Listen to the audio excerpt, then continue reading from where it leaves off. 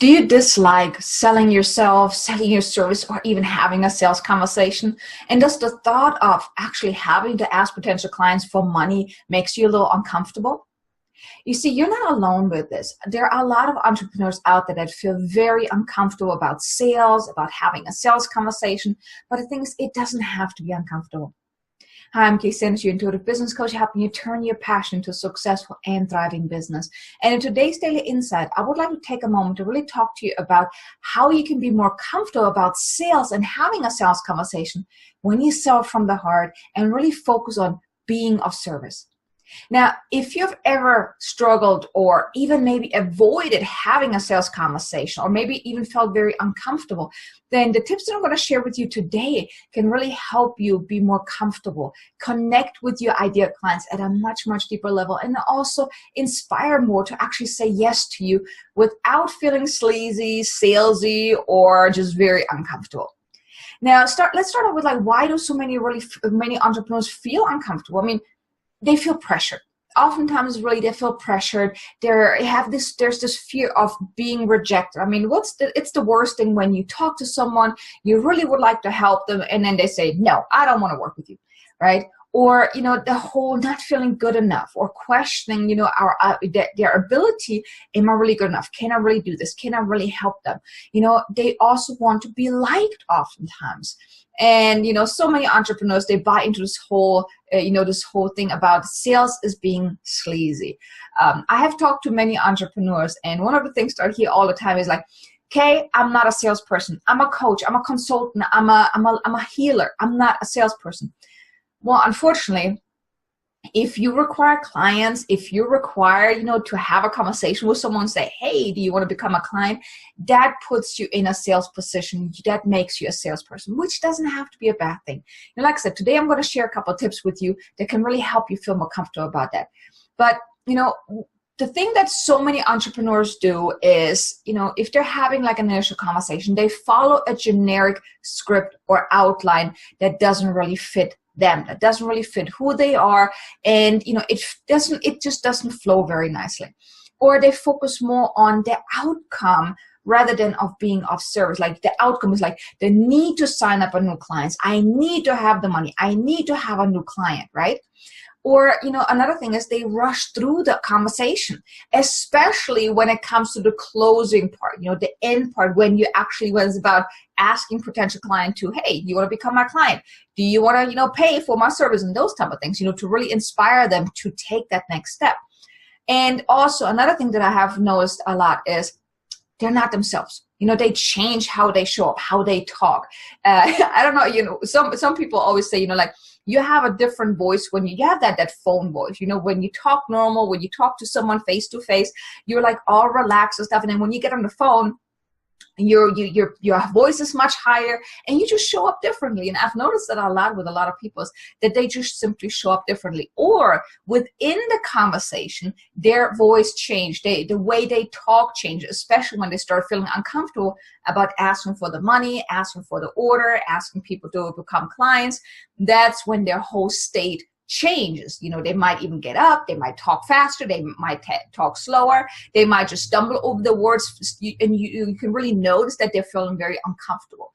So, these are really the things that a lot of entrepreneurs do that makes them be less effective in having a really good conversation with potential clients.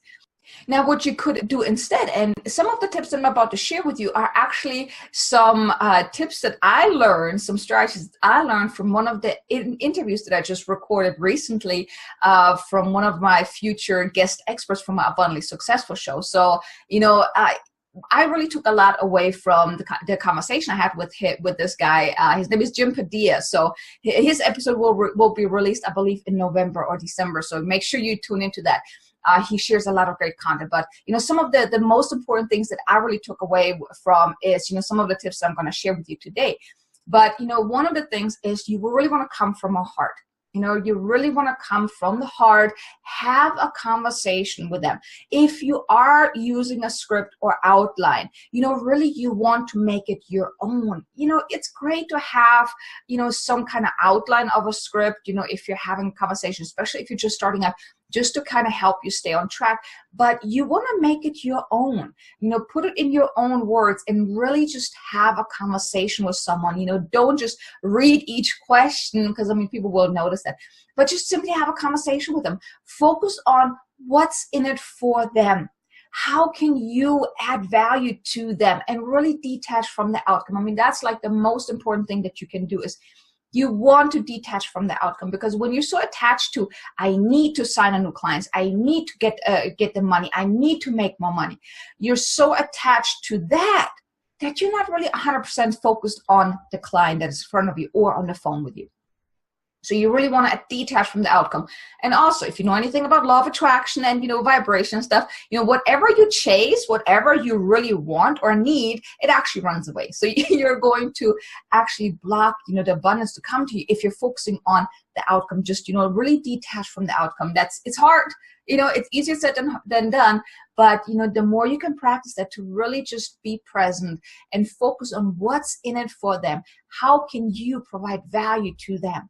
And also, if you cannot help them, if they either are not a good fit for you, or if you would just think that, maybe you're not the right coach for them, maybe they need someone else, then you can say no. You can actually tell them, look, I don't think I'm the right coach for you. I don't think I can help you, but I would love to refer you to someone that I know can help you. They will actually appreciate you for that. Instead of them signing up with you and that they're not the right fit, if you just be honest with them, say, look, I don't think I'm the right fit for you, or I don't think we are a good fit, I would like to refer you. They will actually value you so much more. And you can also provide them with value and actually help them.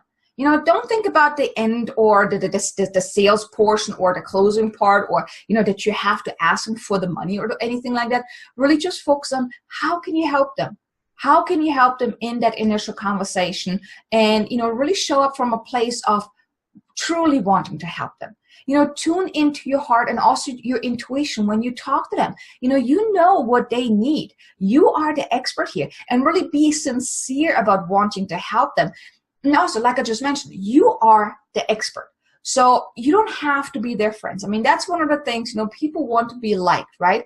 But, you are the expert here. So you don't have to be their friend. They don't have to, totally like you. If there is something, and, I'm going to tell you what I mean with it. Like, if there is something that that you need to, call them out on, and don't be afraid to call them out on it.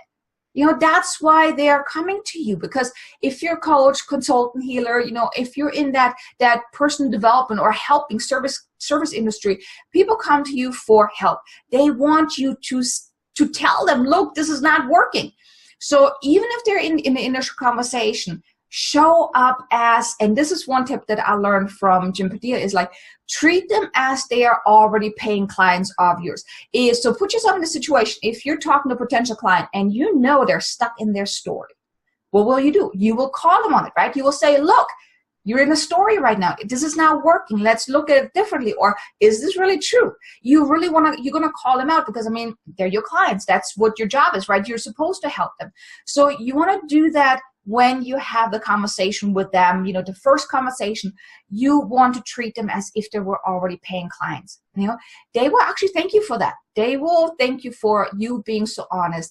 And it also shows them that guess what? You mean business, that you're not going to be that you're not going to be playing around, that you actually mean business. You are wanting to help them. So really, treat them as if they're already, paying clients of yours. So that's really powerful. That's one of the biggest things that I really took away from when I talked to Jim. Treat them as if they were already your paying clients. So powerful. Now also, if you think about it, you're selling all day long, every day. Think about it. Your friends, your family, your spouse, your children. I think that children is the main thing, right? You're even handling objections. Like, how many times do your kids come up to you, or even your spouse, they want something from you, or you tell them something, and then you basically, handle an objection because they say, well, I don't have time right now. But, well, if you do it right now, then you have more time later on to do some other stuff, right? So you're selling stuff. You're selling yourself. You're selling, like, even if you want to go to a movie and your friends or your family or your kids, they're not really interested in a movie, but you basically sell the movie on them, like your experience, like you really would like to watch that movie, right? So you're selling all day long. You're handling objections all day long, right? And it's the same with, when you talk to potential clients, you're not really selling them on the steps, the processes. You sell them on the experience. So you want to focus on, selling the experience to people, the experience that people will gain, the potential clients, the experience that they will gain, the results that they will get by working with you, by buying your programs, by, becoming a paying client.